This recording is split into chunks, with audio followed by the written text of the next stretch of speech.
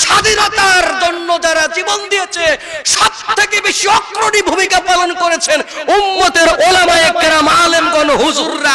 কথা বলেন ঠিক কিনা? সুতরাং যে সমস্ত জ্ঞান পাপীরা বলতে চায় এবং বলে দেশের জন্য আলেমরা কি করেছে, আমি তোমাকে বলি ইতিহাসের পাতা ঘেটে দেখো। তুমি ইতিহাসের কচু পড়েছো, ইতিহাস পড়ো নাই দেখে মানুষের বানানো। যখন একবার কেউ ক্ষমতায় আসে নিজের স্বামীর নামেই নানা রকমের চরিত্র বানায়, নাটক মঞ্চায়ন করে। আবার কেউ ক্ষমতায় আসলে নিজের বাবার নামে নাটক মঞ্চায়ন করে। শুধু তাদের ইতিহাস শেখায়, কিন্তু আসল ইতিহাস কি এটা জাতিকে জানতে দেয় নাই। কথা বলেন ঠিক কিনা? যার কারণে আমাদের যুবকেরা আজকে অনেক ইতিহাস সঠিক অজানা ইতিহাস। আমাদের সবাইকে তৌফিক দিক বলেন আমিন। সম্মানিত হাজিরিন, আমি পবিত্র কোরআনুল কারীম থেকে সূরা রুমের 41 নম্বর আয়াতে কারিমা তেলাওয়াত করেছি। এর আলোকে আমি আমার সংক্ষিপ্ত আলোচনা শেষ করার চেষ্টা করব। আমার তৌফিক ইল্লা বিল্লাহ। সম্মানিত হাজিরিন, আমার আলোচ্য বিষয় হচ্ছে এই আয়াতের ভিত্তিতে যে এই পৃথিবীর বুকে জলে এবং স্থলে যত বিশৃঙ্খলা হয়, যত বিপদ আপদ আসে, এগুলো হচ্ছে সমস্ত বিপদ আপদ আমাদের হাতের কামাই। এই বিপদ আপদ কি আমাদের হাতের কামাই, এগুলো আমরাই কামাই করে নিয়ে আসি। আমরা জিজ্ঞাসা করতে পারি, হুজুর আমরা এই বিপদগুলো কিভাবে কামাই করে নিয়ে আসলাম একটু বলেন। রব্বুল আলামিন পবিত্র কোরআনুল কারীমের সূরা রুমের 41 নম্বর আয়াতের ভিতরে স্পষ্ট করে জানিয়ে দিচ্ছেন, দুনিয়ার বান্দা বান্দিরা, এই পৃথিবীর বুকে জলে এবং স্থলে, গ্রামে শহরে, মরুভূমিতে যত জায়গা আছে, প্রতিটা জায়গায় যত বিশৃঙ্খলা হয়, যত বালা মুসিবত আসে, সমস্ত বালা মুসিবত বান্দা আইদিন নাস, তোমাদের হাতের কামাই, তোমাদের কর্মের ফল। তোমরা যেই কাজ করো, কর্ম করো, তোমাদের কর্মের কারণে এই ফলগুলা তোমাদেরকে দেওয়া হয়। ও বান্দারা, একটুখানি খেয়াল করবেন, আল্লাহ পাকের কোরআনের কথাটাকে বিস্তারিতভাবে পয়গম্বর আরবি সাল্লাল্লাহু আলাইহি ওয়াসাল্লাম তিরমিজি শরীফের 22-11 অর্থাৎ 2211 নম্বর হাদিসের ভিতরে স্পষ্ট করে আল্লাহর নবী জানিয়ে দিচ্ছেন, ও আমার উম্মতেরা শোনো, তোমরা দুনিয়াতে চলতে গিয়ে যে সমস্ত অন্যায় করো, অন্যায় করবার কারণে তোমাদের উপরে রব্বুল আলামিন গজব দেন, আযাব দেন, কাউকে ধ্বংস করে দেন, কাউকে শিক্ষা দেন, কাউকে সচেতন করেন। খেয়াল করবেন, আল্লাহর নবী সাল্লাল্লাহু আলাইহি ওয়াসাল্লাম তিরমিজি শরীফের 2211 নম্বর হাদিসের ভিতরে নবী আমার বলেছেন, 15টা কাজের কারণে আল্লাহ তাআলা বান্দার উপরে গজব দেয় আর আযাব দেয়। সেই কাজগুলা কি? আমার নবীজি বলেন, 1 নাম্বার কাজ হলো গনিমতের মালকে ব্যক্তিগত মালে রূপান্তরিত করা। গনিমতের মাল আবার কি? ইসলামের পক্ষে, ইসলামকে পৃথিবীর বুকে কায়েম করার জন্য, কোরআনের রাজ প্রতিষ্ঠা করার জন্য, আল্লাহর বিধানকে আল্লাহর জমিনের ভিতরে কায়েম করার জন্য যে সমস্ত বান্দা বান্দিরা নিজেদের শরীরে রক্ত দিয়ে, জীবন দিয়ে, ধন সম্পদ আল্লাহর রাস্তায় ব্যয় করে যারা যুদ্ধ করতে যায়, যুদ্ধের ময়দানে যুদ্ধ করবার পরে, বেদিনদের সঙ্গে যুদ্ধ করার পরে, যুদ্ধের পরে বেদিনরা পরাজিত হয়ে চলে যাওয়ার পরে ভিন্ন ধর্মের মানুষদের যে অস্ত্র শস্ত্র, টাকা পয়সা, ধন সম্পদ যা কিছু নিয়ে এসেছিল যুদ্ধ করার জন্য, যখন তারা পালিয়ে যায়, সবকিছু ফেলে চলে যায়, যে সম্পদগুলা বিধর্মী মানুষগুলা ফেলে চলে যায়, এই সম্পদগুলাই হচ্ছে মুসলমানদের জন্য গনিমতের সম্পদ। কাফের বেঈমানেরা যখন পরাজয় বরণ করে তাদের সহায় সম্বলগুলোকে ছেড়ে চলে যায়, এই সম্পদগুলোকে রব্বুল আলামিন গনিমতের মাল বলেছেন। আর এই গনিমতের মালগুলা মুসলমানরা ভক্ষণ করবে। আমার আল্লাহ পাক রব্বুল আলামিন কোরআনুল কারীমের ভিতরে বলেন, এই গনিমতের মাল এক নম্বরে হলো মালের ভিতরে আল্লাহর হক আছে, দ্বিতীয় নম্বরে হলো আল্লাহ পাকের রাসূলের হক আছে, তৃতীয় নম্বরে হলো যে সাহাবায়ে কেরামগণ যুদ্ধের ময়দানে যুদ্ধ করেছেন তাদের জন্য একটা অংশ আছে, তাদের হক আছে। আরেক দল সাহাবী যারা এলাকায় থেকে এলাকাটাকে পাহারাদারিত্ব করেছে, পাহারা দিয়ে নিরাপত্তা দিয়েছে, এই সাহাবীদের জন্য আল্লাহ তাআলা এই গনিমতের মাল বরাদ্দ দিয়েছেন। সুবহানাল্লাহ। এদের ভিতরে আবার কিছু মানুষ থাকে ক্ষমতার বলে এই গনিমতের মালগুলা যদি সে নিজের মাল বানায় নেয় আর কাউকে দিতে না চায়, এখানে আল্লাহর হক আছে, নবীর হক আছে, সাহাবায়ে কেরামের হক আছে, পাহারাদারির দায়িত্বে যে সমস্ত সাহাবায়ে কেরাম আছে তাদের অধিকারে আছে, তারা হক পায়, এই সম্পদটা পায়। কিন্তু কিছু ক্ষমতাধর মানুষ আছে তারা নিজেরা সব একাই খাইতে চায়। বলেন এমন মানুষ আছে না নাই? এটা হলো এক নাম্বার কারণ। গনিমতের মাল যদি কোনো মানুষ একাই খায়, হকদারদেরকে না দেয়, তাহলে আল্লাহ গজব দেয়। দুই নাম্বার কারণ হলো যে জন্য আল্লাহ গজব দেয়, দুনিয়ার বুকে মানুষদেরকে বিপদের মধ্যে ফেলে, আমানতের মাল, আমানতের সম্পদ, যে কোনো আমানত, সে আমানতের জিনিসটাকে খেয়ানত করে, আমানতের জিনিসটাকে লুটের মালে পরিণত করে। লুটেরারা দিনের পর দিন, সপ্তাহের পর সপ্তাহ, বছরের পর বছর লুট করে দেশটাকে একেবারে সর্বস্ব হারিয়ে দেশটাকে একেবারে ঝুলি হাতে ধরিয়ে দিয়েছে। ঠিক কি না?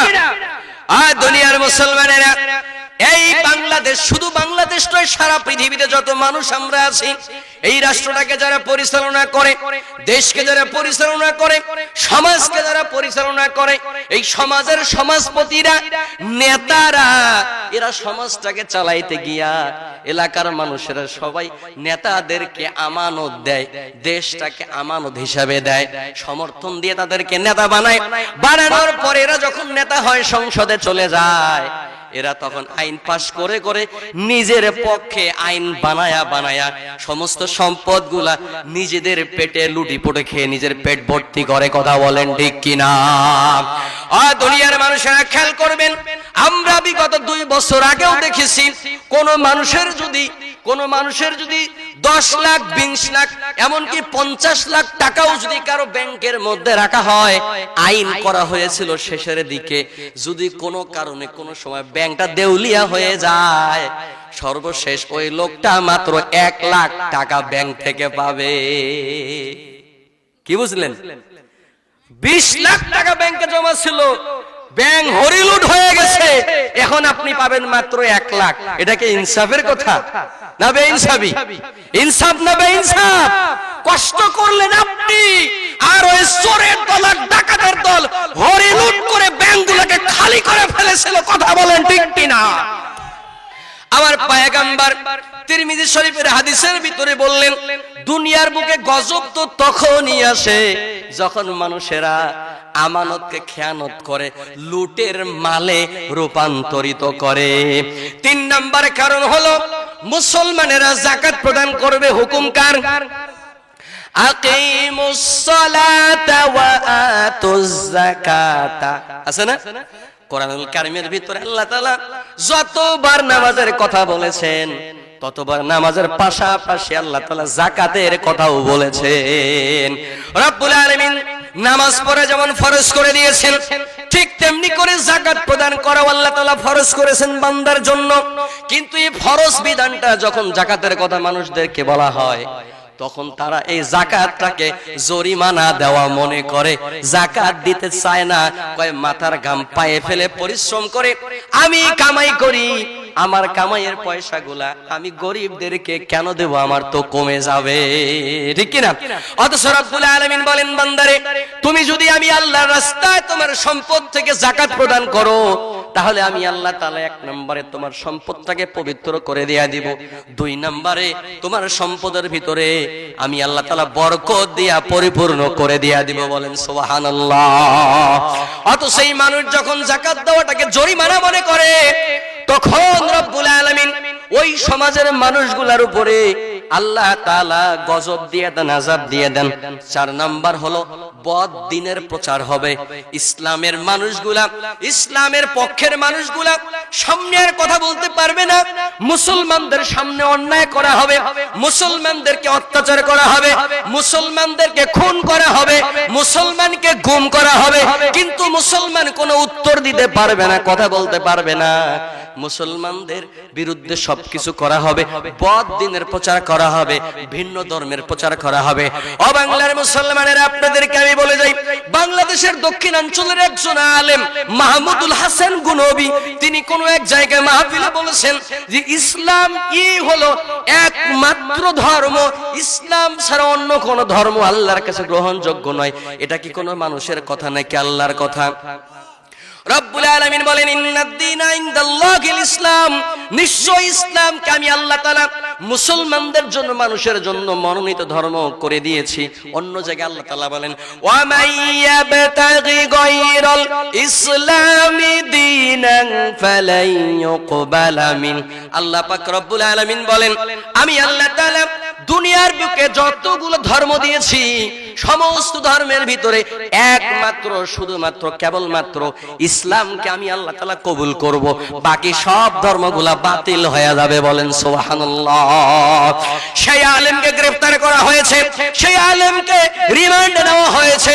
শুধু তাই নয়, ও বাংলার মুসলমানেরা, আপনাদেরকে আমি স্মরণ করিয়ে দিতে চাই, বাংলাদেশের আরেকজন প্রথিত যশা আলেম, 24শে জুলাই যোদ্ধা আলেম হযরত মাওলানা আতাউর রহমান বিক্রমপুরী, তিনি জুলাই যোদ্ধা একজন আলেম ছিলেন। শুধু তাই নয় মুসলমান, আল্লাহর বান্দা আলেম মানুষ। আমাদের বাংলাদেশে যত জায়গায় অন্যায় হচ্ছে, অত্যাচার হচ্ছে মানুষদের উপরে, সেখানেই তিনি ছুটে যায়, লাইভ করে, থানায় যায়, প্রশাসনের সঙ্গে কথা বলে। এই আলেমটা যখন প্রতিটা অন্যায়ের জায়গায় দৌড়াচ্ছে, কিছুদিন আগে আমরা শুনেছিলাম ঢাকার বুক থেকে একজন বয়োবৃদ্ধ আলেমকে গুম করা হয়েছে। আলেমকে পঞ্চগড়ে পাওয়া গেছে উলঙ্গ অবস্থায়, মনে আছে না নাই? এই আলেমকে উলঙ্গ অবস্থায় পাওয়া গেছে, তার হাতে এবং পায়ের ভিতরে শিকল লাগানো ছিল, বেড়ি বাঁধা ছিল। এই আলেমকে যখন নিয়ে যাওয়া হলো পঞ্চগড় থেকে উদ্ধার করে, তখন প্রশাসন কিন্তু নাটক সাজানো শুরু করলো। এই ভারতীয় রাজাকার যারা আছে, এই রাজাকারের দল আলেমকে নিয়ে নাটক সাজানো শুরু করে দিয়ে দিল। ও বাংলার মুসলমান, কথাগুলোকে মন দিয়ে শোনা লাগবে। যদি আপনি কোনো দলকারে হয়ে থাকেন, কোন দলের প্রতি বিশ্বাস নিয়ে বসেন, তাইলে আপনার কথা ভালো লাগবে না। কিন্তু আপনি যদি নিরপেক্ষ বিবেক নিয়ে বসেন, আপনি একটু বিচার করে দেখেন মুসলমান, কথাগুলো বাস্তবতার সাথে মিলে যায় কি মিলে না। এই আলেমকে বানানো হয়েছে শেষমেশ পাগল, মাতাল বানানো হয়েছে। মাওলানা আতাউর রহমান বিক্রমপুরী সেখানেও গিয়েছে এবং একজন নারীকে হিন্দু একজন যুবক তুলে নিয়ে গেছে, দিনের পর দিন ধর্ষণ করেছে। এই মাওলানা আতাউর রহমান বিক্রমপুরী সাহেব সেখানে তিনি গিয়েছেন, প্রশাসনের সহযোগিতা চাওয়ার জন্য গিয়েছেন। প্রতিটা জায়গায় যখন আলেমেরা পদক্ষেপ নিচ্ছে, তখন তার প্রতি গোয়েন্দাদের নজর চলে আসছে, প্রশাসনের নজর চলে আসছে। গত 2 দিন আগে নিউজে দেখলাম আল্লাহর বান্দা বিক্রমপুরীকে গ্রেফতার করে জেল হাজতে পাঠিয়েছে। ও মুসলমান, আমরা তো বলি স্বৈরাচার আমাদের দেশ থেকে পালিয়েছে, কিন্তু আমি তো বলি না, এখনো তাদের প্রেতাত্মাগুলো বাংলার জমিনে আছে। কথা বলেন ঠিক কিনা? সব দলের মানুষেরা আরামে চলছে, কিন্তু একমাত্র টুপিওয়ালা যারা, পাগড়িওয়ালা যারা, দাড়িওয়ালা যারা, তারাই বড় অপরাধী, তারাই বিপদগ্রস্ত। কথা বলেন ঠিক কিনা?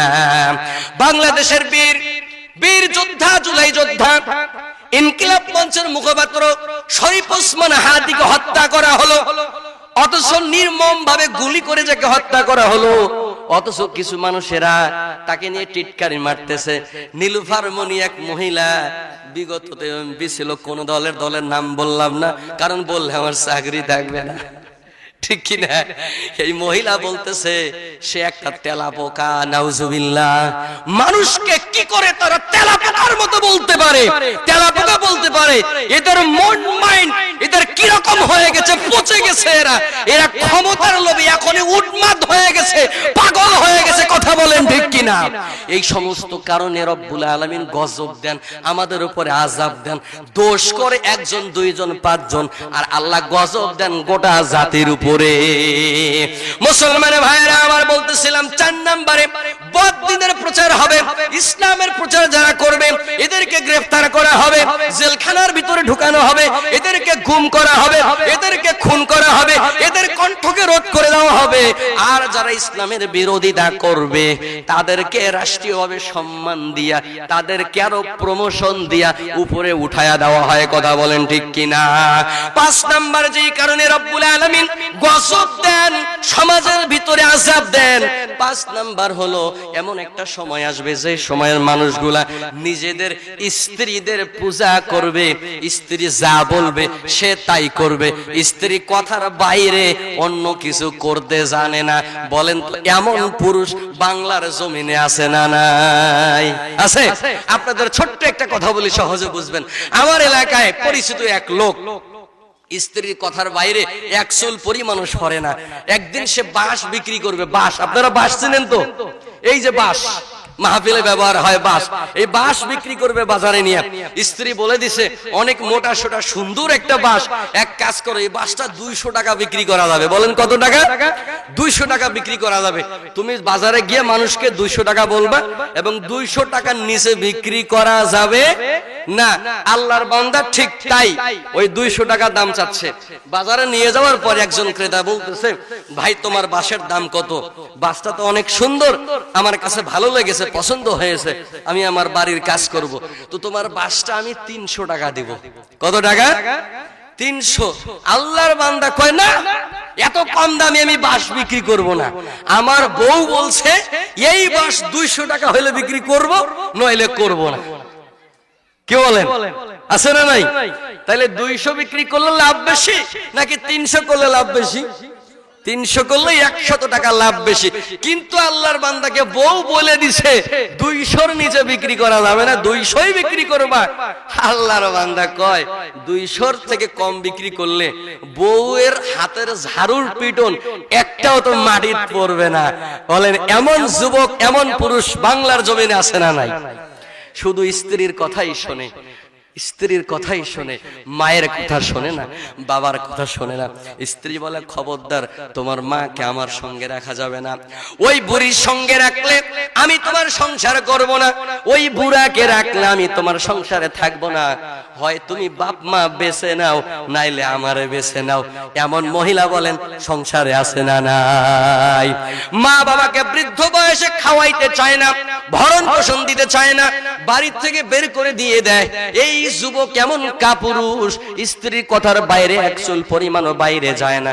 স্ত্রীর মন খুশি রাখার জন্য বাপ মাকে ঘর থেকে বের করে দিয়ে দেয়, তাও স্ত্রীর কথা শোনে।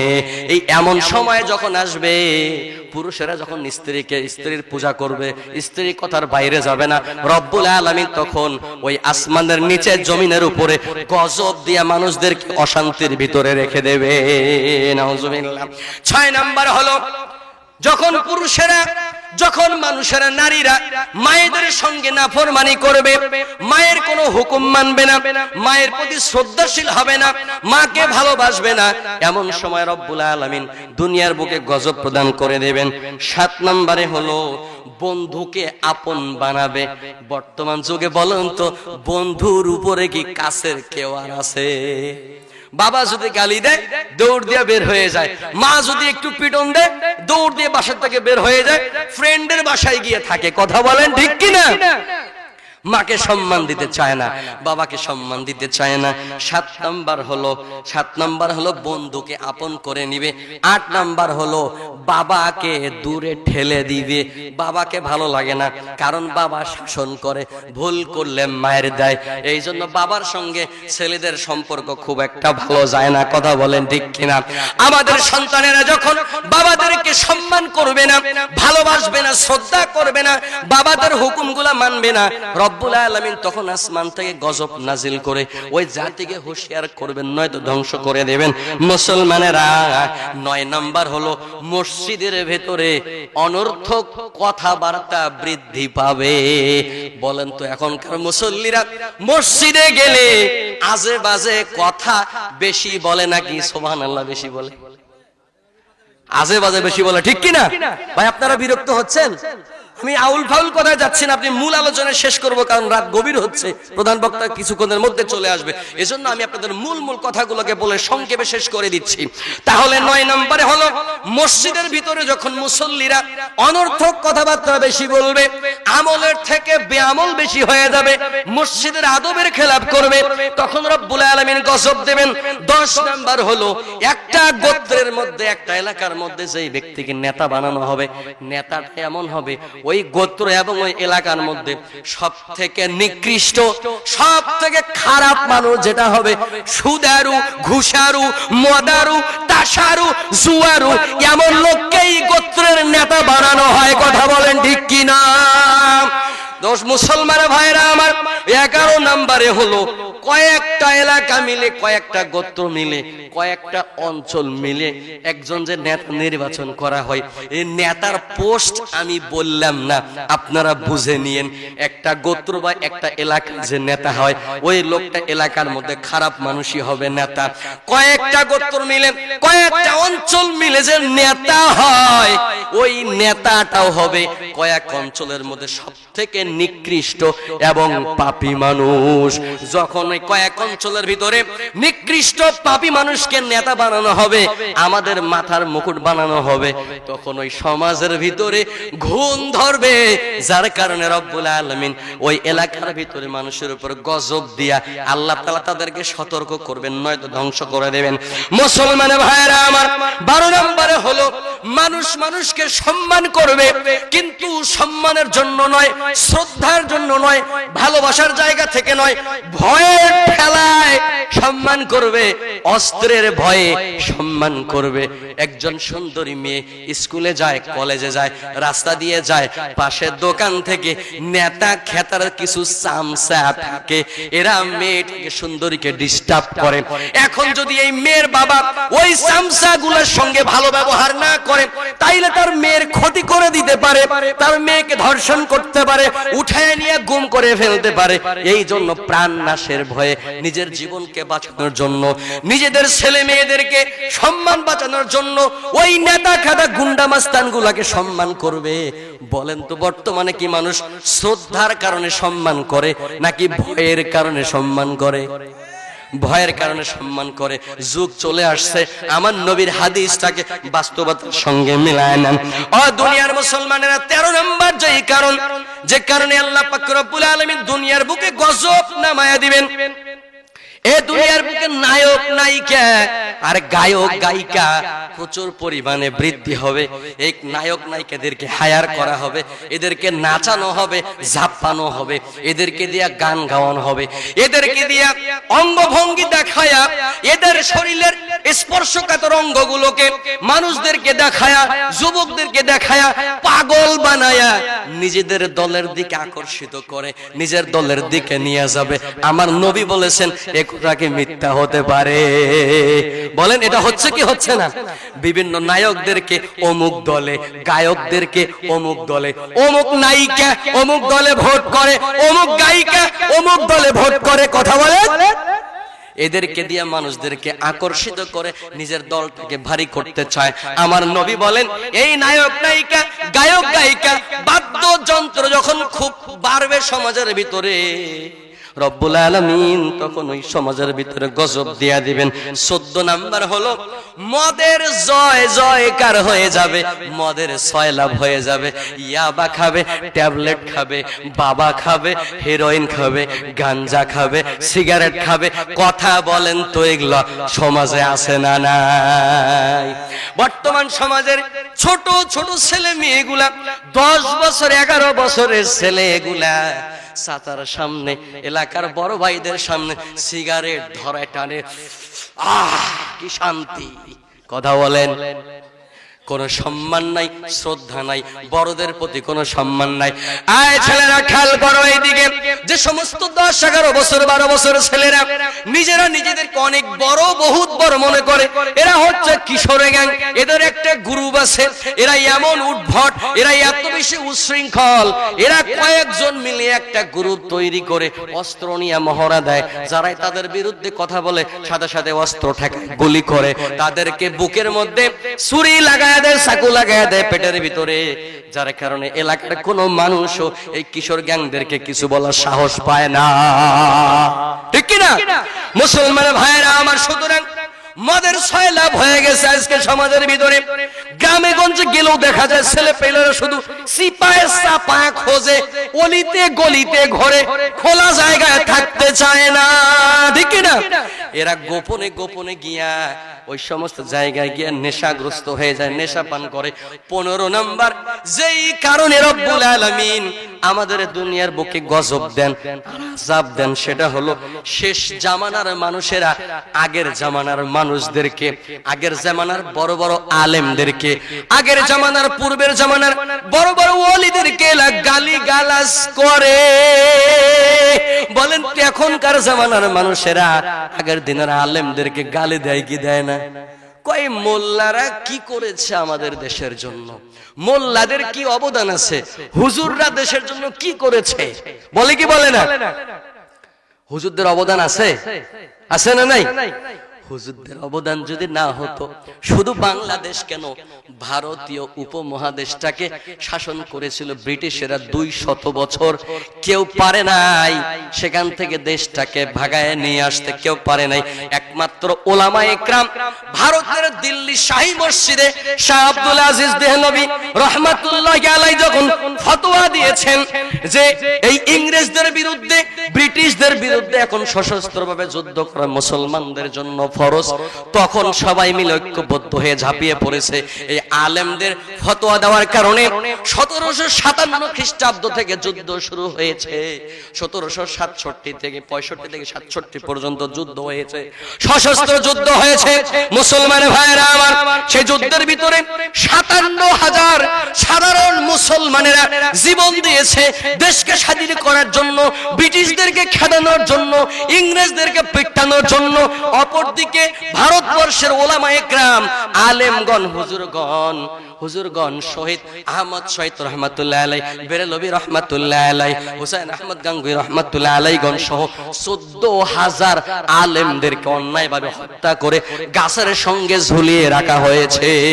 এই আলেমদেরকে হত্যা করে, 14,000 আলেমকে হত্যা করে গাছের সঙ্গে ঝুলিয়ে রাখা হয়েছিল। গাছের সঙ্গে ঝুলানোর পরে হাজার হাজার মানুষ নেমে এসেছে যুদ্ধের ময়দানে, বছরের পর বছর যুদ্ধ হয়েছে।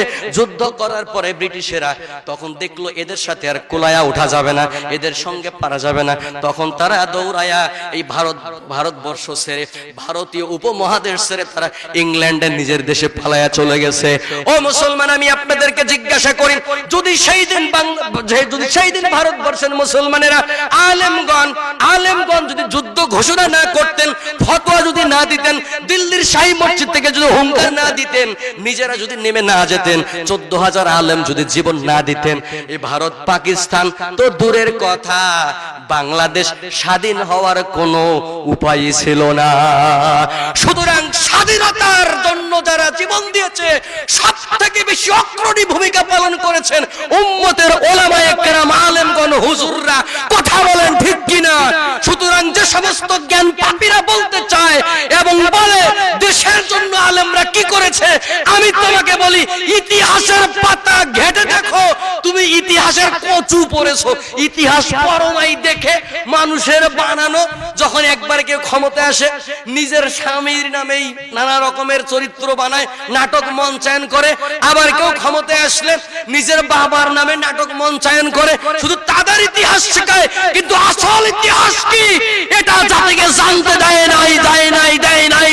কথা বলেন ঠিক কিনা? যার কারণে আমাদের যুবকেরা আজকে অনেক ইতিহাস, সঠিক অজানা ইতিহাস থেকে তারা দূরে রয়েছে। সম্মানিত হাজিরিন, সুতরাং আমাদেরকে আলেমদের ইতিহাসকে যারা অস্বীকার করবে, বুঝতে হবে এরা তো শিক্ষিত নয়, বরং এরা হচ্ছে জ্ঞান পাপী, এরা হচ্ছে জ্ঞান পাপী। কথা বলেন ঠিক কিনা?